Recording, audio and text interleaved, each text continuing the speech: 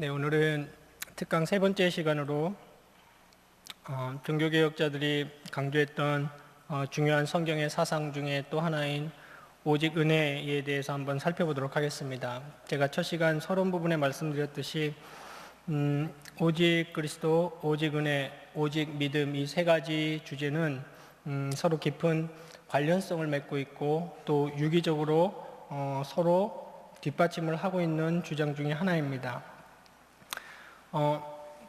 영광스러운 하나님이 당신의 그 영광의 은혜로 저와 여러분 같은 죄인들을 구원하셨습니다. 근데 그 하나님의 완벽하고 영광스럽고 신적인 은혜에 구원받은 죄인의 오염되고 부족하고 턱없는 행위를 자꾸 가미하고 그리고 그 은혜의 공로를 한 터럭이라도 공유하려는 그러한 노력들이 역사상에 계속 있어 왔습니다. 그러한 노력들이 당연한 것이 여겨지던 암흑과 같은 시대에 종교개혁자들은 다시 한번 그것은 진리가 아니고 그것은 성경의 사상이 아니며 오직 신적인 하나님의 은혜로만 죄인들은 구원을 받는다는 것을 재확인하려 하였고 천명하려고 하였던 것입니다. 종교개혁 당시 많은 로마 카톨릭 지도자들도 기본적으로 하나님께서 은혜로 인간을 구원하신다는 진리를 믿었습니다. 그러나 언제나 그렇듯이 그러나 그들의 구원의 완성을 위해서는 하나님의 은혜와 더불어 동시에 자유의지에 의한 인간의 협력이 동반되어야 된다고 믿었던 사람들입니다. 그래서 중세 로마 천주교는 자신들이 할 수 있는 일을 행하는 자들에게 하나님은 은혜 베푸시기를 거절하지 않으신다라는 격언을 사용함으로써 구원의 완성을 위한 인간의 선행을 힘써 격려하였던 것입니다. 그러나 개혁자들은 오직 은혜로라는 성경적인 구원의 핵심적 진리를 선언하였습니다. 칼빈은 자신의 이사야서 주석에서 얘기하기를 이사야서 49장 7절 주석에서 구원을 전적으로 값없는 은혜에 의한 하나님의 선택의 결과로 생각해야만 한다라고 얘기했고 또 그의 기독교 강요 2권에서는 로마 카톨릭이 하나님의 은혜에 인간의 자유의지를 혼합하려는 것은 사실상 은혜를 폐기하고 참된 구원을 훼손하는 것일 뿐이다 라고 얘기했으며 또 같은 기독교 강요 3권에서는 마치 사람이 포도주에 진흙투성이 쓴물을 타는 것과 같다. 그리스도인의 신앙을 인간 자신의 능력에 속한 것으로 볼 수 없으며 그의 선행도 인간 자신 안에 역사하는 하나님의 은혜의 결과로 보아야 한다라고 강조했습니다. 그러므로 여기서도 우리 바른 성경에 입각한 기독교와 로마 카톨릭의 결정적인 차이는 오직이라는 이 단순하지만 매우 중대한 부사에 있는 것입니다.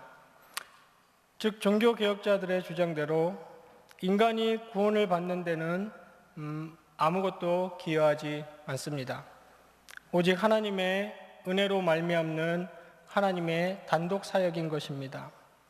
그래서 이것을 은혜, 특히 신학 성경에는 이 카리스라는 단어와 그의 파생어가 수도 없이 많이 쓰이고 있습니다. 오늘 이 시간에 우리 실제적인 삶에서의 은혜를 포함해서 살펴보겠지만 이 하나님께서 신적인 순수한 오직 죄인들을 구원할 수 있는 유일한 길인 은혜라는 것을 주었다는 것은 자격이 없고 가치가 없는 죄인들에게 전적으로 하나님이 내려주시는 오직 하나님의 독단적인 사역입니다.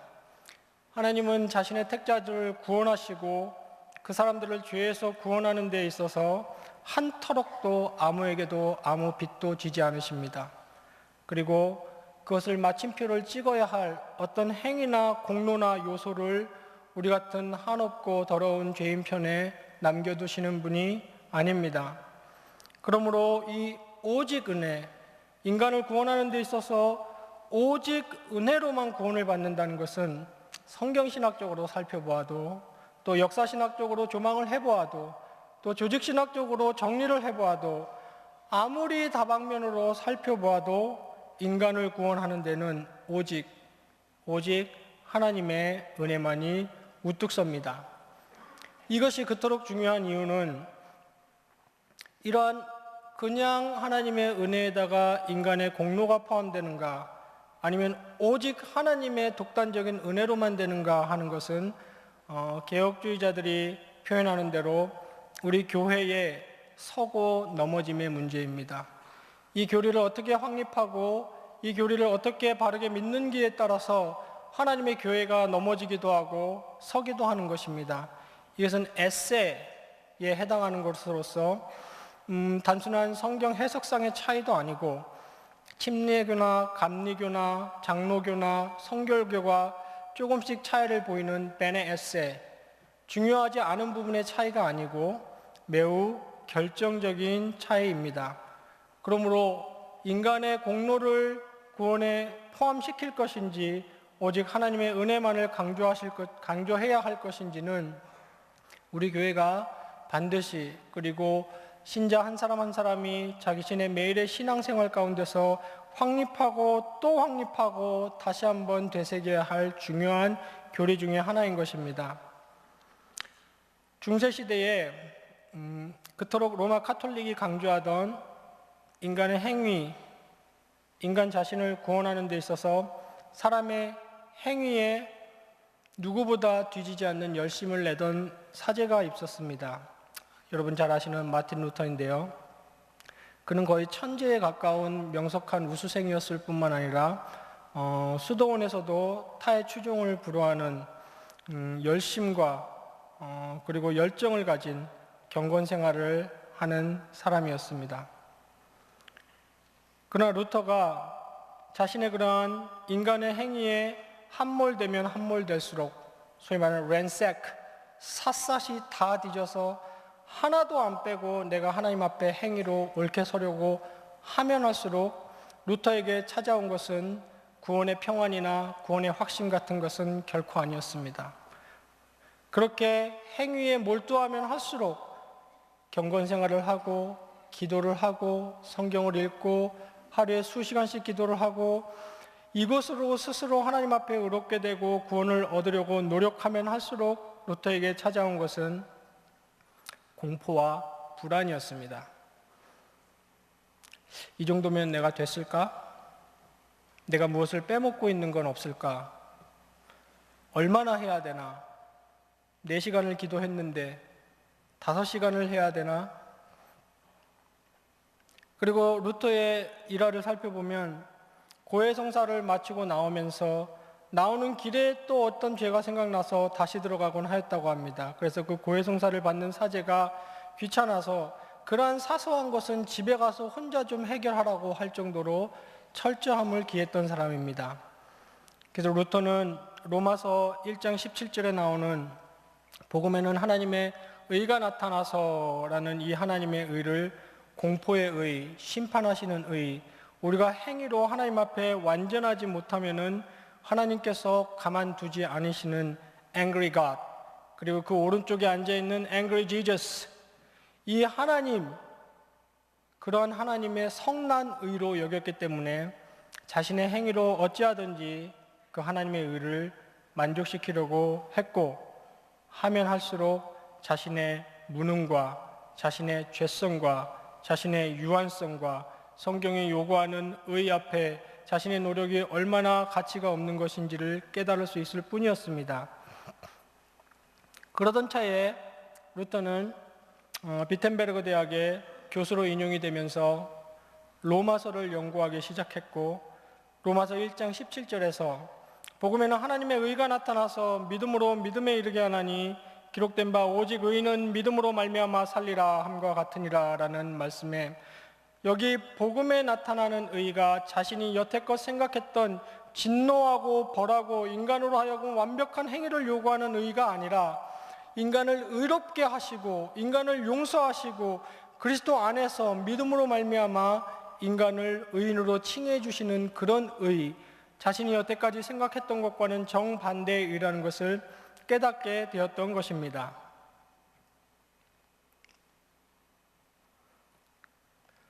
이 루터는 그 누구보다도 이 의를 깨달은 후에도 인간의 사랑과 행위를 강조했던 사람입니다.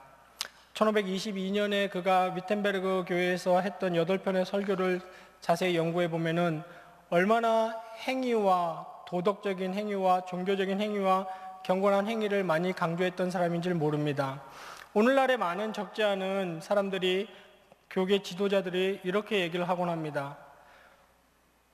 칼빈주의에 입각해서 장로교가 너무 오직 하나님의 은혜, 오직 믿음만 강조한 나머지 기독교에 도덕적 해이가 찾아오고 행위가 무시된 것이 아니냐라고 얘기를 하는데, 그것은 정반대입니다.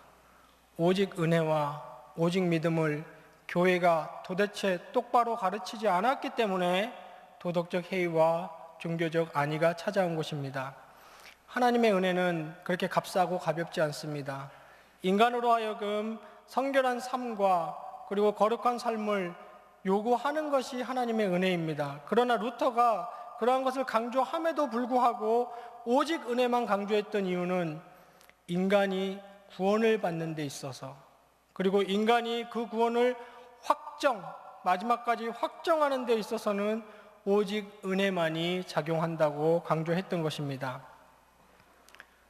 당시에 유명한 인문주의자 중에 에라스무스라는 사람이 있었습니다. 여러분도 어느 정도는 잘 아실 것입니다. 우신예찬이라는 책으로 유명한 사람이고, 르네상스 시대의 대표적인 인문주의자 중에 한 명일 뿐만 아니라 또 헬라어 성경을 라틴어로 번역을 해내는 일을 최초로 함으로써 그 당시 이제 벌게이트 라틴어 성경이 오역이 굉장히 심해서 천주교의 구미에 맞게 잘못된 오역들이 많았는데, 이 사람이 그런 오역을 바로 잡은 사람 중에 한 명이기도 합니다. 근데 이 에라스무스는 자유의지에 관하여, 혹은 뭐 우리말 번역으로는 자유의지에 대한 논방이라고 해석되기도 하는데, 이런 책을 써냄으로써 오직 은혜는 아니다, 인간은 자신의 의지로 구원을 이룰 수 있다라고 주장을 했고, 구원의 복음을 받아들일지 말지는 자신이 결정하고 얼마가는 인간 자신의 공로가 기여한다라고 주장했습니다. 이에 반박해서 마틴 루터는 노예의지, 아니면 우리말 번역에는 의지의 속박이라고 번역하기도 하는데, 거기에 반박하는 책을 펴냄으로써 인간은 전적으로 타락하여 무능할 뿐 아니라 죄에 사로잡힌 노예의지 상태에서 자신의 구원을 위한 그 어떤 선행과 공로도 행할 수 없으며 구원은 오직 하나님의 주권적 은혜에 의한 것이라고 반박을 했습니다. 이 책은 루터가 유일하게 자신이 썼던, 루터는 주석도 쓰고 루터 전집이 나올 정도로 방대한 양의 글을 남겼지만 유일하게 자신이 아끼고 출판되기를 원했던 유일한 책입니다. 이 에라스무스가 주장하기를, 성경에 보라, 주 예수를 믿으라고 하지 않았느냐, 하나님을 향하여 손을 뻗으라고 하지 않았느냐, 이게 인간의 자유의지에 호소하는 표현이 아니고 무엇이냐라고 반박했습니다. 이에 루터는 말하기를, 우리에게 그 명령을 주신 것은 우리에게 얼마간 구원에 공헌할 능력이 있어서가 아니고 그렇게 해야 하기 때문에, 즉 그것이 우리가 할 일이고 거기가 우리가 있어야 할 위치이기 때문에 그렇게 명령하신 것이다 라고 답을 했는데, 이 답을 좀 더 쉽게 표현하면 이런 말입니다. 주 예수를 믿기 전에, 하나님을 향하여 손을 뻗기 전에 하나님께서는 은혜로, 오직 은혜로 우리에게 들을 귀와 믿을 심령과 뻗을 의지를 먼저 주셨다는 그런 말입니다. 이런 루터의 오직 은혜에 대한 주장은 성경 정권에 가득 차 있지만, 그 중에서도 가장 명료하고 누구나 오해의 여지가 없게끔 명료하게 말하고 있는 본문 중에 하나가 에베소서 2장 1절로 10절 말씀입니다. 에베소서에 보면은 1장에서는 3절에 찬송하리로다, 하나님 곧 우리 주 예수 그리스도의 아버지께서 그리스도 안에서 하늘에 속한 모든 신령한 복을 우리에게 주시되라고 시작하면서 하늘에 속한 그 복음의 위대한 계획들을 엄청나게 얘기하고 있습니다. 창세전에 너희를 택하사 하늘에 속한 모든 복으로 너희에게 주시고, 하나님께서 계획을 하시고 성자 하나님이 성취하시고 성령 하나님께서 그것을 적용하시고 보장하실 뿐만 아니라 성령 하나님께서 우리 마음에 인치셨다, 즉 우리 마음에 도장을 찍어서 개런티, 그 당시 시장에서 쓰는 단어인데요, 보증금을 줬다, 이런 뜻입니다. 그 정도로 너희를 위해서 하나님께서는 완벽한 일을 계획하시고 행하셨다라고 이야기를 하면서 2장으로 넘어오자마자 그런 후에 그 영광스러운 하늘의 구원의 복음의 실체들을 우리 기독교인들 개인의 삶에 적용하고 있습니다. 2장 1절에 보면 이렇게 시작합니다. 그는 허물과 죄로 죽었던 너희를 살리셨도다. 3절에는 본질상 진노의 자녀였다, 이렇게 얘기합니다. 우리는 여기서 명시적으로 표현하는 허물과 죄로 죽었던 너희, 이 표현을 주목해야 됩니다. 헬라 말의 네크로스, 즉 마지막 호흡이 끝난, 생명이 없는, 죽은 그런 뜻입니다. 그러니까 성경이 죄인된 인간, 창세기 2장에서 하나님에 대한 반역으로 선포된, 죄의 싹스로 선포된 죽었다고 할 때에 영적으로 그 죄인된 인간의 상태는 매우 병이 들었거나 굉장히 약하거나 매우 모자라거나 탈진하였거나 기진맥진한 그런 영적 상태가 아니라 죽었다라고 얘기를 하고 있습니다. 그러니까 하나님께 대항하고 하나님의 은혜를 받아들이지 않는 인간의 죄된 마음은 훌륭한 교육이나 어떤 도덕적인 모범을 보이는 인물이나 잘 발달된 법체계나 사회체계로는 결코 해결될 수가 없습니다. 왜 그렇겠습니까? 죽었기 때문입니다. 그러니까 영적으로 죽어 있는 사람에게 복음의 생명줄을 던지면서 이것을 붙잡으십시오. 이것만 붙잡으면 손에 쥐어주며 당신은 살 수 있습니다 라고 얘기하면은 그 사람이 붙잡을 수 있겠습니까? 못 잡습니다. 죽어서 저 심해 바다 깊은 곳에 이미 가라앉아서 이미 생명이 끝난 그러한 자에게 복음의 구명보트를 보내주면서 이리 올라타라고 한다면 그 사람이 올라탈 수 있겠습니까? 그렇게 못합니다. 왜냐하면은 죽었기 때문입니다. 그러니까 구원을 받아야 할 필요성이 절대로 있는 죄인들의 상태는 종교적으로나 영적으로 도덕적으로 매우 핍절된 상태가 아니라 네크로스, 이미 생명이 끝나버린 상태입니다. 그러한 죄인들에게 필요한 것은 복음을 붙잡을 힘이나 기력이나 의지나 자신의 마음을 고쳐 먹겠다는 그러한 결심이 아니고 먼저 필요한 것은 생명입니다. 생명이 들어가서 감각을 다시 깨워서 그 사람의 복음의 소리를 들을 수 있는 청각과 예수 그리스도의 십자가를 볼 수 있는 시각과 그리고 그 복음을 붙잡을 수 있는 근력, 즉 생명을 그에게 주는 것이 먼저 필요합니다. 이 일에 오직 은혜, 찬란하고 영광스럽고 빈틈없는 하나님의 신적 은혜만이 작용하는 겁니다. 하나님이 죄와 허물로 죽었던 우리에게 새 생명을 주시는 겁니다. 예수 그리스도로 말미암아 성령이 우리에게 찾아오셔서 새로운 생명을 주시는 겁니다. 에스겔 37장에 표현되어 있는 그 사람들은 마른 뼈들입니다. 결코 탈진하여 쓰러져 있는 병자들이 아닌 것입니다. 그래서 종교개혁자들과 또 성경을 바르게 해석하는 자들은 오직 은혜. 인간을 구원하는 것, 인간을 살려내는 것은 오직 하나님의 은혜만이 작용하고, 그 사람이 복음을 들었고 복음에 반응했고 복음을 믿었다면 그것은 전적으로 오직 하나님의 신적 은혜의 결과요 산물일 뿐입니다.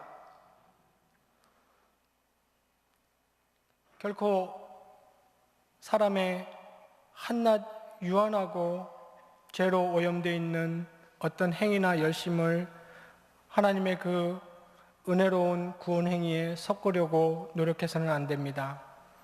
어떻게 신인 협력이 가능하겠습니까? 죽은 존재와는 무슨 협력을 할 수 없는 것이죠. 그래서 사도 바울은 에베소서 2장을 시작하면서 그렇게 얘기하고 있는 것입니다. 너희가 죄와 허물로 죽었고 하나님의 형벌, 창세기 2장에서 내려졌던 그 하나님의 형벌 안에 있으며 또 멍에 아래 있다. 즉 2절에서 표현한 대로 죄의 종로로 타게 되었다. 이 세상 풍조를 따르고 3절에서는 육체의 욕심을 따라 지내며 육체와 마음에 원하는 것을 하여 공중의 권세 잡은 자를 따랐으니 곧 지금 불순종의 아들들 가운데 역사하는 영이라. 완전히 영적으로 죽은 죄인들의 상태를 이렇게 얘기하고 있습니다. 또 3절에서는 다른 이들과 같이 본질상 너희가 진노의 자녀였다라고 얘기하고 있습니다. 즉 우리 인간은 이러한 상태에 본연적으로 본질적으로 놓여져 있다는 것입니다. 그러나 감사하게도 저와 여러분이 믿고 있는 기독교의 복음은 여기서 그치지 않습니다. 4절부터 바울은 그렇게 우리가 어떤 상태에 있는 죄인들인지를 현실적으로 명백하게 알려준 후에 우리의 시선을 하나님께로 돌려놓기 시작합니다. 우리가 저지른 악과 그 결과인 사망으로부터 그리스도 안에서 하나님께서 우리를 위하여 하신 일, 즉 하나님의 사역을 설명하기 시작합니다. 5절로 6절에 허물로 죽은 우리를 그리스도와 함께 살리셨고 너희는 은혜로 구원을 받은 것이라 또 함께 일으키사 그리스도 예수 안에서 함께 하늘에 앉히시니 라고 했습니다. 즉 그렇게 죄와 허물로 죽었던 우리를 하나님께서는 그리스도와 함께 살리셨다 그랬습니다. 1장 20절에 이렇게 얘기했습니다. 앞장에서 그의 능력이 그리스도 안에서 역사하사 죽은 자들 가운데서 다시 살리시고 하늘에 자기의 오른편에 앉히사라고 표현을 했는데 여기 2장에서 똑같은 표현이 나옵니다. 우리를 그리스도와 함께 일으키사, 부활할 때 똑같은 방식으로 일으키사 그리스도 예수 안에서 함께 하늘에 앉히시니, 이 말은 무슨 말입니까? 살리시고 하늘에 앉히셨다. 여기 앉히셨다의 헬라어 표현은 완료형입니다. 이미 끝난 일입니다. 확증된 일이고 우리는 그 확증된 일을 만나기 위해서 지금 가고 있는 여정에 있는 것입니다. 즉 살리셨고 앉히셨고 처음부터 끝까지 오직 하나님의 은혜로 죄인 살리시는 일을 하나님께서 독단적으로 홀로 끝내신 것입니다. 그래서 너희는 그 은혜로 구원을 받은 것이라 라고 얘기하고 있는 것입니다. 그리고 이 은혜는 택자들에게 임하는 이 은혜는 불가항력적입니다. 여러분이 교회 교리 공부를 통해서 잘 배우셨을 것입니다. 이 은혜를 주실 때 아무도 거부할 수 없습니다. 은혜를 잔뜩 주었는데 하나님께서는 할 수 있는 일을 다 해놓고 인간이 살 수 있는 구원의 길을 활짝 열어놓고 저 친구가 믿었으면 하면서 하늘 구름 위에 앉아서 발을 동동 구르는 그런 분이 아니죠.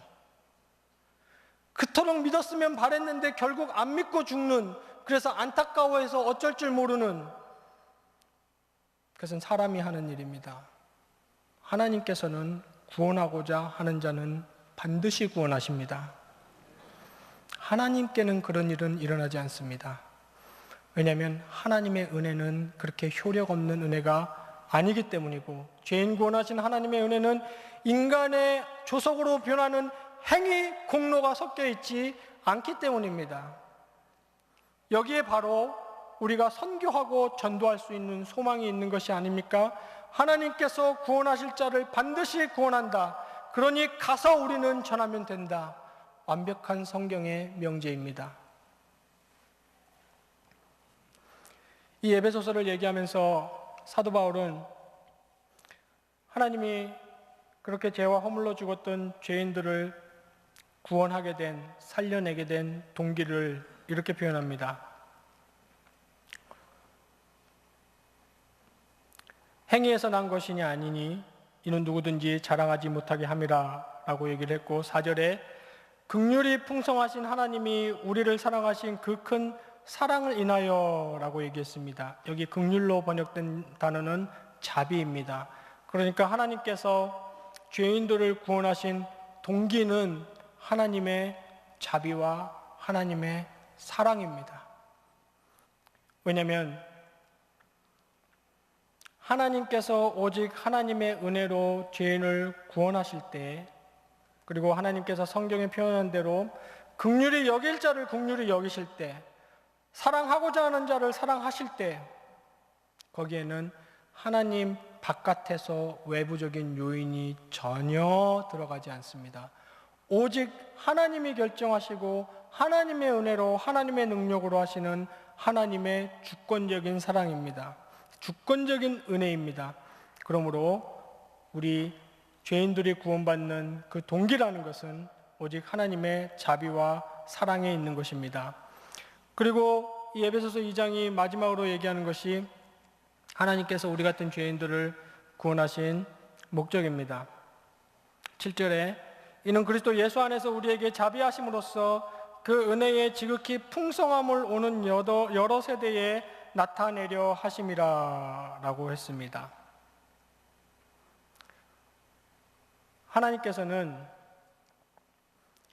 이 에베소서 전체에 흐르고 있는 중요한 개념 중에 하나가 공중의 권세 잡은 자입니다. 즉 아까 우리 2장 초반부에서도 얘기했듯이 인간은 본질적으로 그 공중의 권세 잡은 자, 즉 사탄의 세력 아래에 있고 죄의 종노릇 하는 것이며 진노의 자녀인데, 사탄이 그렇게 이길 줄 알았고 사탄이 그렇게 끝낼 줄 알았고 사망이라는 것이 인간을 모두 이겨버려서 모두 결국엔 죽음으로 생을 끝낼 줄 알았지만, 하나님께서는 그 죄인들을 살리시고 생명을 주시고 구원을 하심으로써 내게 능력이 있고 내게 영광이 있고 내가 죄인을 살릴 수 있는 능이 있다는 것을 나타내려고, 디스플레이하려고 그렇게 하셨다고 했습니다. 그러니까 좀 더 쉽게 표현하자면, 사탄이 네가 승리하고 끝난 줄 알았지, 네가 인간보다 더 세고 사망이 인간을 지배할 줄 알았지, 그러나 나의 사랑하는 나의 택자들을 구원해내는 나의 은혜가 더 강력하고 죄보다 더 강하며 나의 은혜가 죄를 이긴다, 사망을 이긴다, 그것을 오는 여러 세대에 나타내려고 하시는 것입니다. 그러므로 지금 하나님께서 이 일을 하고 계시다는 이 사실 자체가, 이 하나님의 은혜의 사역 안에 우리 인생이 관여되었다는 이 자체가 이미 우리에게는 한없는 은혜인 것입니다.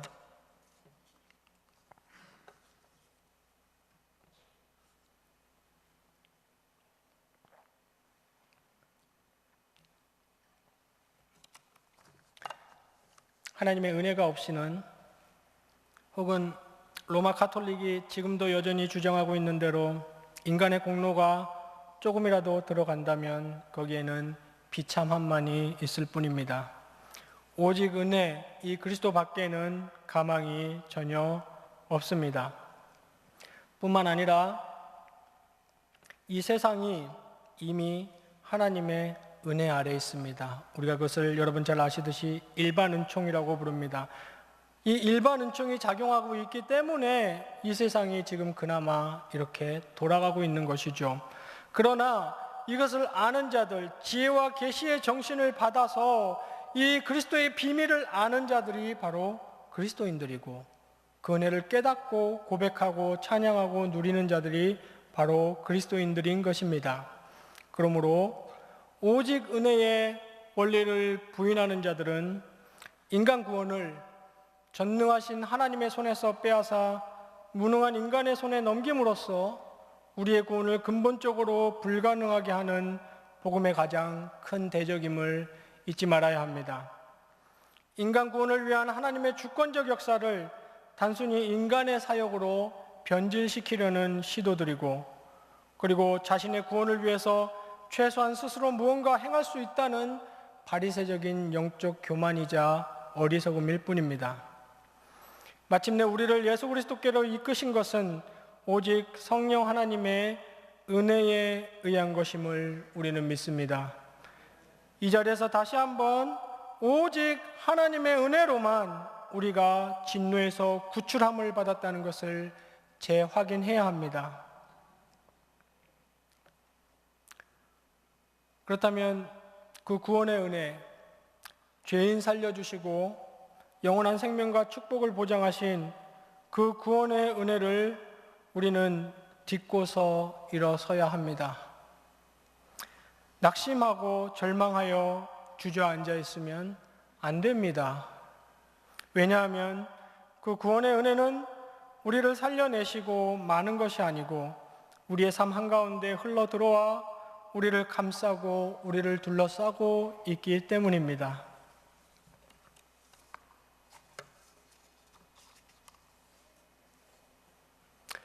신약 성경의 서신 13편을 보면은 한 권도 예외가 없이 서론, 서두는 이렇게 시작합니다. 은혜가 너희에게 있을지어다. 그러나 또 한 권도 예외가 없이 결론부 말미는 이렇게 끝을 맺습니다. 은혜가 너희와 함께 있을지어다.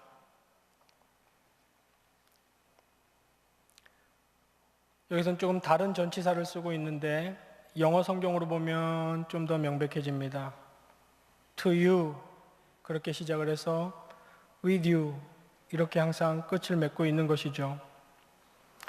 이 말은 우리가 설교를 들을 때에, 그리고 성경을 읽을 때에, 복음의 소식을 접할 때에, 그리고 귀한 교리를 생각할 때에 받는 그 은혜가, 우리에게 주어지는 그 은혜가 설교를 듣고 난 후에, 성경을 읽고 난 후에, 예배당을 나가고 난 후에도 우리의 일상 가운데 우리와 늘 함께 있을 것이며 또 있어야 함을 이야기하고 있는 것입니다. 그래서 사도 바울은 디모데에게도 네가 예수 그리스도 예수 안에 있는 은혜 가운데 강하고 라고 얘기했으며, 히브리서 13장에서는 마음은 은혜로서 굳게 함이 아름답고 식물로서 할 것이 아니니 라고 얘기했고, 또 히브리서 10장에서는 우리와 함께 하시는 성령님은 은혜의 성령이라고 얘기를 하고 있습니다. 즉 저와 여러분이 흔히 얘기하듯이 우리가 하나님께 은혜를 받아서 은혜를 보답하며 산다는 개념보다는 은혜를 계속 받고 그 은혜를 계속 감격하며 그 은혜에 끊임없이 의지하며 산다는 개념이 더 맞고 성경적인 개념입니다. 그래서 로마서 8장 32절에서 사도 바울은 이렇게 얘기합니다. 자기 아들을 아끼지 아니하시고 우리 모든 사람을 위하여 내주시니가 어찌 그 아들과 함께 모든 것을 우리에게 주시지 아니하겠느냐라고 얘기했습니다. 여기 우리 개혁 성경에서는, 개혁 개정에서는 모든 것을 우리에게 주시지 아니하겠느냐라고 했는데, 원래 개혁 한글에서는 은사로 주시지 아니하겠느냐라고 얘기함으로써 원래 원어에 들어있는 카리세타이라는 헬라어 동사, 즉 은혜롭게 주신다는 동사의 뜻을 더 잘 살려주고 있습니다. 이 말은 그 당시 철학자들이 소위 쓰던 논리를 사도 바울이 그대로 쓰고 있습니다. 즉 더 큰 것으로부터 더 작은 것으로 라는 논리가 있는데, 하나님께서 당신의 아들, 즉 자신의 하나님 자신, 성자 예수 그리스도를 내어주시니가 어찌하여 우리 성자 예수 그리스도를 내어주심으로 우리를 구원하시고 죄에서 속량하시니가 우리가 그 구원의 은혜를 받아 누리고 살아갈 때에 우리에게 다른 것들은 은혜로 주시지 않겠는가? 이 말은 꼭 그렇게 주신다라는 말입니다.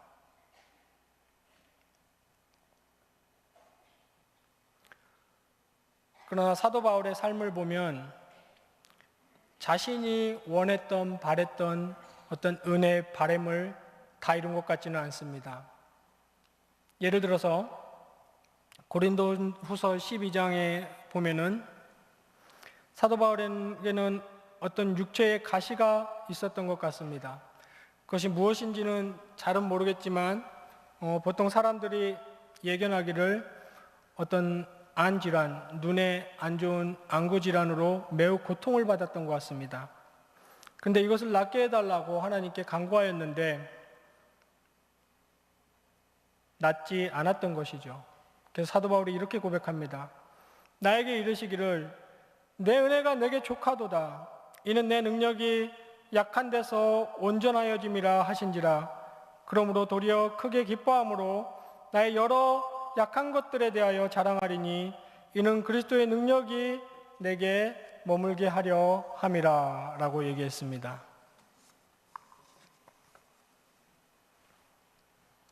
여러분, 여기 하나님의 그 은혜, 신적인 은혜로 구원받은 사람들이 매일의 삶을 살면서 누리게 되는, 또 누려야 하는, 필요로 하는 은혜를 놓고 얘기할 때 내 은혜가 내게 족하다는 말은 무슨 말이겠습니까?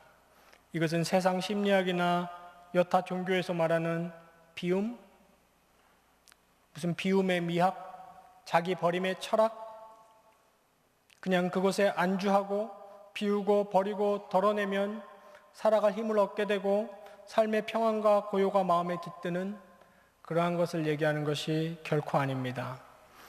여기 내 은혜가 내게 족하도다라는 말은 하나님의 주권을 인정하고 신앙하는 신뢰 행위를 말하는 것입니다.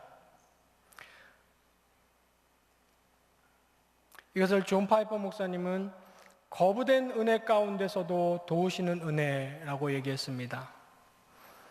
우리가 어떤 은혜를 받았고 무엇을 당장 원하고 당장 하나님께 갈망하고 이런 우리의 형편이 바뀌어지길 원하고 하는 것들이 있겠지만 그런 것들이 당장 우리의 원이나 뜻대로 되지 않더라도 하나님께서 은혜로 구원한 자들에게 내려주시는 그 은혜라는 것은 도우시는 은혜며 넉넉히 이길 수 있는 은혜며 기쁨과 감사를 가질 수 있는 은혜고 또 다른 길을 열어주시는 은혜일 뿐만 아니라 우리의 삶의 현장에서 벌어지는 모든 일들 가운데 하나님의 절대 주권을 기꺼이 인정하게 되는 그 은혜를 말하는 것입니다. 하나님께서는 그 은혜로 우리에게 채워주실 것이라고 얘기합니다. 즉 하나님을 사랑하는 자, 그 뜻대로 부르심을 입은 자들에게는 모든 것이 합력하여 선을 이루고 만다는 은혜의 약속을 굳게 붙잡을 줄 아는 그 능력의 은혜를 성경은 얘기하고 있습니다.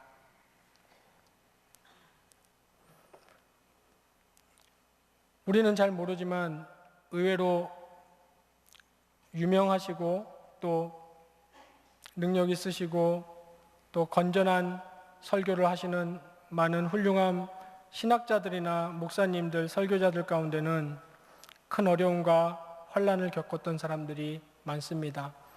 아마 제가 알기로는 예외가 없었던 것 같습니다. 그분들은 그런 얘기를 성도들에게 잘 안 하기 때문에 성도들은 알 수 없을 테죠. 대표적인 유명한 신학자 가운데 비비 워필드라는 사람이 있습니다. 너무나 유명한 사람이라서 물론 신학을 공부 안 하신 분들은 생소하지만 신학에 조금이라도 관심 있는 사람들은 너무나 유명한 분이라서 제가 달리 설명을 할 필요가 없는 분입니다. 성경의 영감과 권위라는 책을 쓰셨고 소위 말하는 3대 칼빈주의자라고 불리우기도 하는 분인데 이분은 1876년도에 신혼여행을 떠나다가 20대 때 낙뢰 사고를 당해서 아내가 심각한 불구가 되었습니다. 누구의 도움 없이는 생활이 불편할 정도로 불구가 되었는데 1915년 아내가 사망할 때까지 39년간 그 아내를 옆에서 수발하며 살았습니다. 어떤 글을 읽어보면 2시간도 집을 비우기가 불안할 정도로 그 아내의 상태는 굉장히 심각했다고 합니다. 그러나 이런 분들의 고백은 늘 하나님의 은혜가 내 삶에 넘쳤다고 고백합니다. 그리고 내 평생을 하나님의 은혜로 살았다고 고백을 합니다. 이분이 쓰신 로마서 주석 8장 28절에 이렇게 기록합니다. 근본을 이루는 개념은 하나님의 우주적 통치다. 당신에게 다가오는 모든 일들은 하나님의 다스리시는 손길 아래에 있다. 그분이 모든 것을 다스리신다면 하나님께서 호의를 베푸시려는 자들에게 생겨나는 모든 일들은 오로지 선하고 좋은 것일 수밖에 없다. 우리는 자기 자신조차도 돕지 못할 정도로 나약하므로 우리에게 필요한 것도 제대로 간구하지 못하며 구체화시킬 수 없는 열망 속에서 신음할 따름이다. 그분은 모든 것을 통치하시므로 우리는 각자에게 일어나는 모든 일로부터 오로지 선한 것들만을 수확해야 한다라고 기록했습니다. 그리고 제가 누가 쓴 어느 책인지는 기억이 나지 않지만 그 책에선 매우 인상 깊은 글귀를 읽었기 때문에 오랫동안 잊혀지지 않는 글귀가 있습니다. 거기에 이렇게 기록되었습니다. 분노와 불성실과 온갖 유혹으로 가득 찬 세상 직장으로부터 병든 자식과 아무런 애정이 없는 배우자가 있는 집으로 나는 돌아왔다.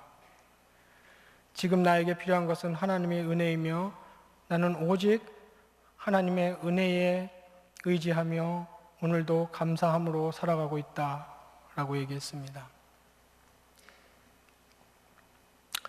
우리에게 다가오지 않기를 그토록 바랐던 그 고난의 한가운데서 하나님은 놀라운 은혜를 허락하십니다. 우리의 죄와 연약에도 불구하고 하나님은 우리를 여전히 사랑하시며 우리의 구원을 위해 오직 당신의 은혜로 구속의 사역을 완성하신다는 진리를 우리는 잊어서는 안 됩니다. 이 말은 앞으로 우리가 살아갈 우리의 장래에도 하나님께서 그분의 은혜로 우리 같은 죄인을 살려서 당신의 영광의 아들의 나라로 옮겨 놓으신 그 구원의 은혜, 구속의 은혜로 우리 여기 삶의 현장에도 우리 미래에도 가득 채워놓고 계신다는 사실입니다. 이것은 매우 성경적인 사실입니다. 그 장래의 은혜를 굳게 믿고 앞으로 나아가야 합니다. 우리의 인생의 전 과정이 하나님의 주권적 은혜의 손안에 있음을 굳게 믿어야 합니다. 이것이 바로 은혜를 누리는 것이고 이것이 바로 은혜로 구원받은 자들의 은혜의 삶이라는 것입니다.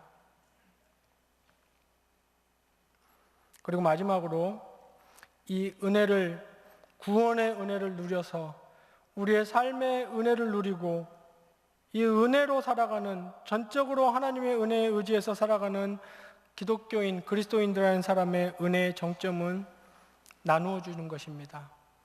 베풀어 주는 것입니다. 이 하나님의 은혜, 우리의 장래까지 보장하는 이 은혜는 우리를 삶의 현장에서 넉넉하게 이기게 할 뿐 아니라 섬기게 하고, 나도 없지만 주변을 돌아보아 나눠주게 하고, 그저 안락하고 이기적이고자 하는 욕망을 이기게 하며, 나의 미래가 불안하고 나의 미래가 근심돼서 그저 세상의 다른 요소들을 의지하고자 하는 나약한 나를 오직 나의 미래에도 하나님의 은혜에게만 맡기게 만드는 중요한 요소입니다. 고린도후서 8장 1절로 4절에 사도 바울은 고린도 교인들에게 은혜가 어떻게 풍성히 표현됐는지를 이렇게 소개해주고 있습니다. 형제들아, 하나님께서 마게도냐 교회들에게 주신 은혜를 우리가 너희에게 알리노니 환난의 많은 시련들 가운데서 그들의 넘치는 기쁨과 극심한 가난이 그들의 풍성한 연보를 넘치도록 하게 하였느니라. 내가 증언하노니 그들이 힘대로 할 뿐 아니라 힘에 지나도록 자원하여 이 은혜와 성도 섬기는 일에 참여함에 대하여 우리에게 간절히 구하니라고 했습니다. 그러므로 여러분, 정말 우리의 삶과 우리의 보잘것없지만 우리의 남은 미래를 전적인 하나님의 은혜에 맡긴다면 우리는 이 은혜를 베풀고 나눠줄 줄 알아야 합니다. 그것이 정말 은혜를 누리는 아주 귀하고 성경적인 방법 중에 하나인 것입니다. 오늘 강론을 마치려고 합니다. 종교개혁 500주년 기념의 해를 맞아서 우리 경영의 성도들은 우리가 구원을 받은 것은 오직 하나님의 은혜로만 받은 일임을 굳게 새겨야 됩니다. 그리고 우리가 살아가는 오늘과 앞으로 살아갈 날들이 전적인 하나님의 은혜 가운데 있으며 그 은혜를 정말 믿고 신뢰해야 됩니다. 그리고 우리가 받은 이 은혜를 풍성하게 나눠주고 은혜를 함께 공유할 줄 아는 교인들이 되어야 합니다. 성경은 생명으로 인도하는 문은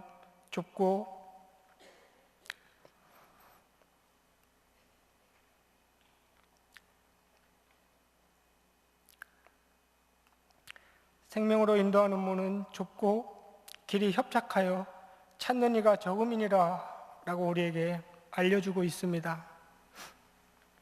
그래서 매 서신서들은 매 끝마다 그 좁고 협착한 길을 가는 그리스도인들에게 은혜가 너희와 함께 있을지어다 이렇게 기원하고 있는 것입니다.